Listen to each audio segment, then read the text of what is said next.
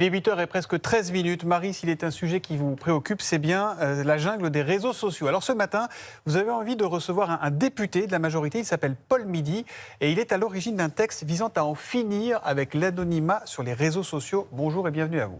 Bonjour Paul Midi. Bonjour. Vous êtes donc signataire d'un appel dans le journal La Tribune, un appel co-signé par 125 personnalités pour lever l'anonymat sur les réseaux sociaux. On est vraiment si anonyme que ça sur les réseaux ? Oui, c'est important parce que, en vrai, vous savez, vous avez vu qu'on a 50% de nos jeunes qui ont été victimes de cyberharcèlement. C'est toutes les 2 semaines, un jeune qui se suicide suite à cyberharcèlement ou harcèlement scolaire. Et si vous êtes sur les réseaux sociaux, vous avez vu que c'est racisme, misogynie, Oui. LGBT-phobie, antisémitisme à tous les étages. On a un niveau de violence qui est beaucoup plus important. Alors que dans la vie physique. Alors vous allez me dire, est-ce qu'on est si anonyme ? Ben oui, parce que concrètement, si demain on me menace de mort sur les réseaux et que je porte plainte, la personne n'est pas retrouvée instantanément ? En fait, c'est 50-50. Dans 50% des cas, on sait retrouver facilement les personnes. Mais dans 50% des cas, on a beaucoup de difficultés pour les retrouver, voire on ne les retrouve jamais. Alors qu'est-ce qui changerait de lever l'anonymat ? Qu'est-ce que ça changerait En concrètement ? fait, il faut faire en sorte qu'on soit sur les réseaux sociaux comme dans la vie physique, Donc dans ça la veut vie dire réelle. qu'on posterait avec notre nom et notre prénom ? Et pas forcément. Vous pourriez garder l'anonymat vis-à-vis des autres usagers, ce qu'on appelle le pseudonymat. D'accord, donc se m'appeler dire, par exemple Marie voilà, du 16. Voilà, moi je peux avoir un compte Polo91 avec la photo de mon chat, pas de problème. Ok. Je mets les informations que je veux. Je suis sous pseudonymat, je suis anonyme vis-à-vis des autres usagers.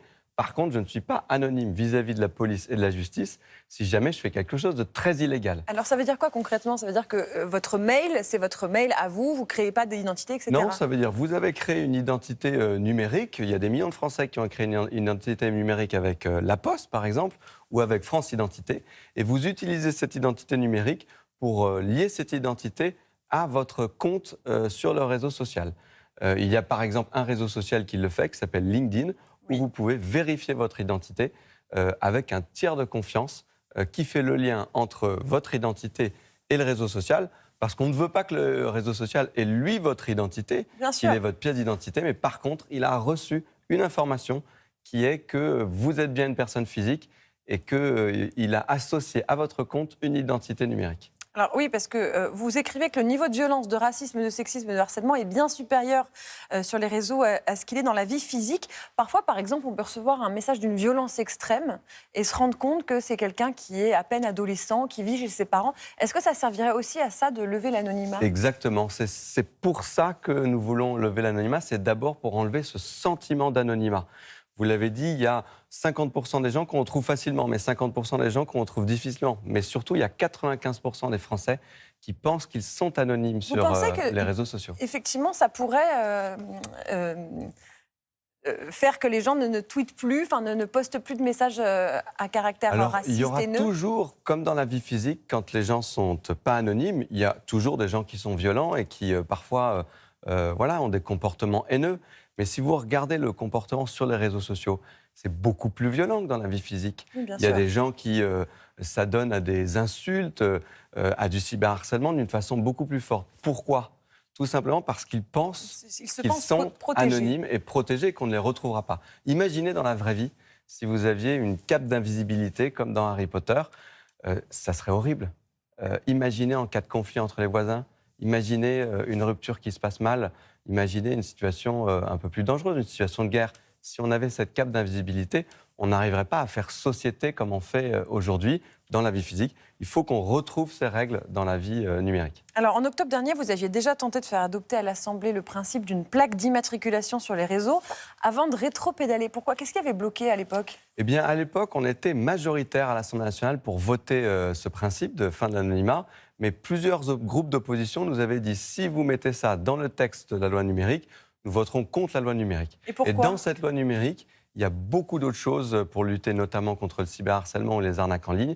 Et donc, en responsabilité, on avait retiré les amendements, mais on avait dit qu'on allait continuer le combat. Et notamment, on veut continuer le combat au niveau européen, parce que c'est le niveau européen, le meilleur niveau pour donner des obligations à nos grandes plateformes des réseaux sociaux qui sont internationales. Parce que concrètement, qu'est-ce qui posait problème? C'est qu'il fallait préserver les libertés individuelles et les données personnelles, c'est ça?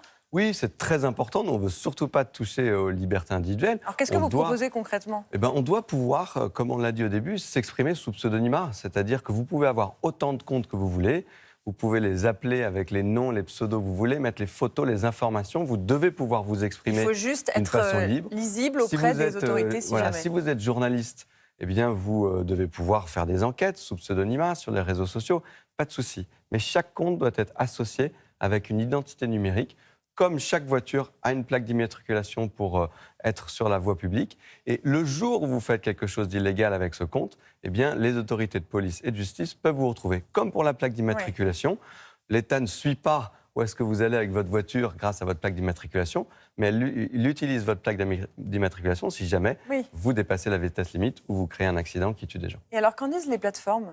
Comment ils accueillent cette proposition-là? Les plateformes... c'est un peu entre les deux, c'est-à-dire que ça leur fait du travail supplémentaire parce qu'on les oblige à faire des développements informatiques et elles se conformeront à la loi. C'est-à-dire qu'elles ne veulent pas que le sujet vienne d'elles, mais si on les oblige, elles se conformeront évidemment à la loi. Et alors vous citez un sondage Harris, selon 87% des Français estiment qu'effectivement l'identité des personnes inscrites sur les réseaux devrait être vérifiée pour lutter contre les comportements inappropriés. Merci beaucoup, Paul Midi, d'avoir été avec nous. Je suis un peu déçu parce que je suis sur Polo91 et je ne vois pas de photo de votre chat. Il y a bien un compte qui date de 2008 qui a un tweet et il a juste écrit B. Donc c'est le problème de l'anonymat, on peut parfois dire n'importe quoi. C'est ça. Même vous n'êtes pas épargné. Merci beaucoup en tout cas d'être venu. Surtout ne vous éloignez pas, Télématin revient avec Camille Dahan qui s'est carrément invitée sur la scène de la tournée Star 80. Elle est bluffante cette fille.